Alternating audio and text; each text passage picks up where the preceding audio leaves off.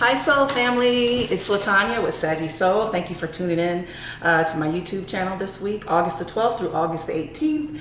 We'll be doing your animal spirit guides readings for inspiration for this week. I've already done the fire signs. Now I am moving on next to the water signs, Cancer, Pisces, Scorpio. I've already set my intentions and did my prayer off camera. So let's get into the pre-shuffle. Please like, subscribe, comment. Like, subscribe, comment. I know I'm forgetting something else. Okay. I am working on my website. I'm also working on my Twitter account and my Instagram account. So bear with me. It is a process. All right. Cancer, Pisces, Scorpio for the week of August the 12th through August the 18th. I hope you guys are having a great week. Hope it's starting off really good for this Monday. Cancer, Pisces.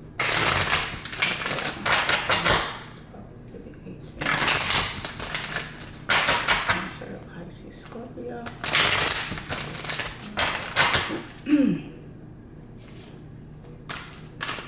Oops.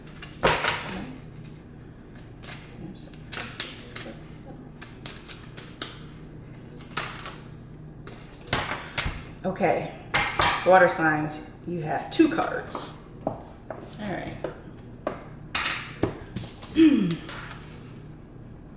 Oh my goodness. Okay. You guys have the orangutan, laughter, curiosity, patience, and play.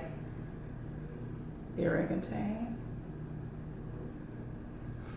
And the wild horse, freedom, sensitivity, spirit, and partnership. The wild horse. This is beautiful artwork. I'm using The Secret Language of Animals by Chip Richards, just in case anybody was wondering. I always like to give credit where credit is due, right? Let's start with the wild horse. I'm pulling relationships from this: partnerships, relationships, freedom, sensitivity, and spirit. Wow. I think I touched on, I can't remember what element group it was last week, but I touched on the whole freedom area where you're in a relationship, but having the ability to kind of have your own hobbies, your own set of friends, things that you like to do outside of your partnership relationship. That gives you a sense of happiness, right?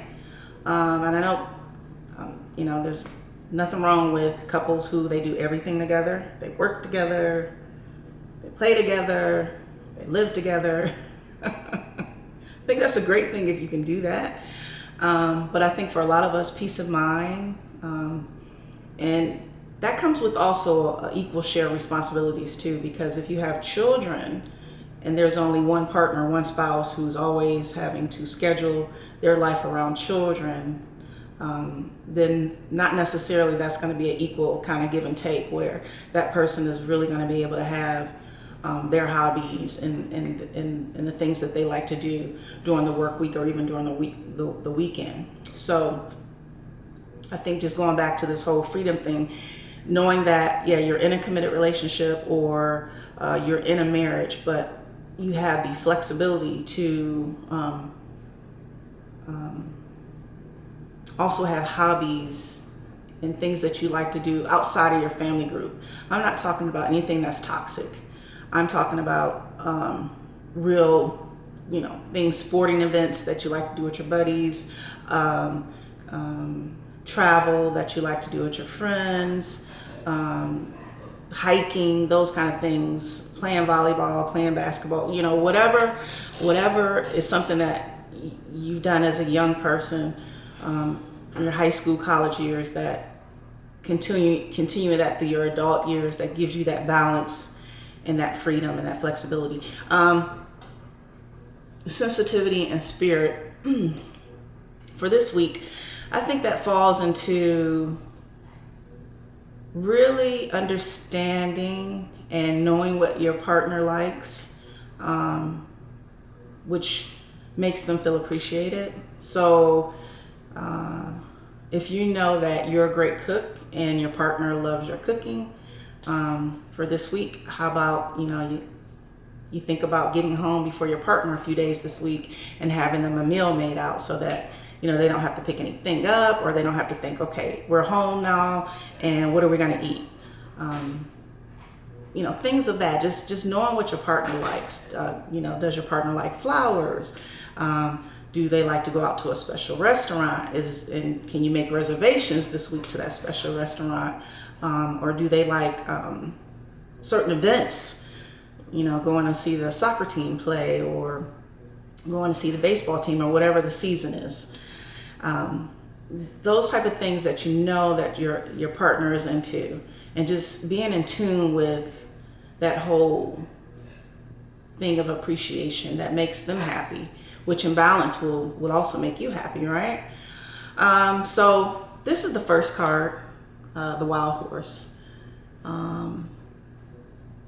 So that's something nice to focus on this week, my water signs. Okay, let's move into the second card, the Orangutan. This card makes me laugh every time I see it. Laughter, curiosity, patience, and play. I like this. Laughter, curiosity, patience, and play. Let's see if you guys can see that. Laughter, curiosity, patience, and play. Sorry for that.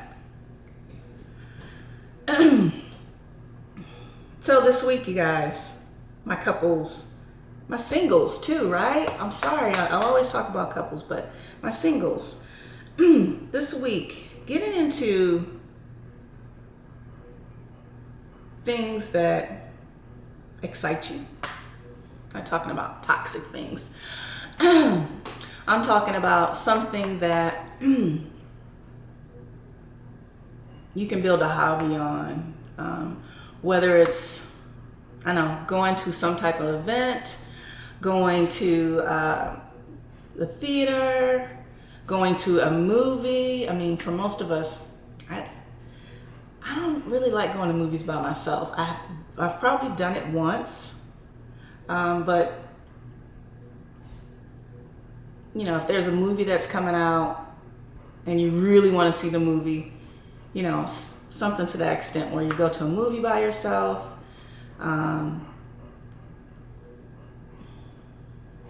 Curiosity. Play.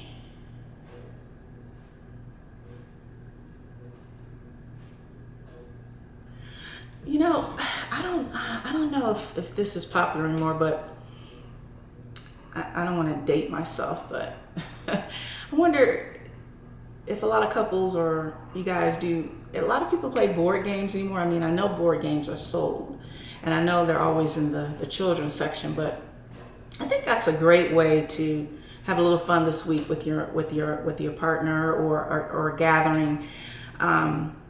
Charades. There's so many board games. I don't know the names of them, but I know there's a lot of board games that kind of have charades as a theme, and that's a great way to kind of figure out your partner's other side, the playfulness of it, just things that make them laugh, things that also make you happy, make you laugh, right?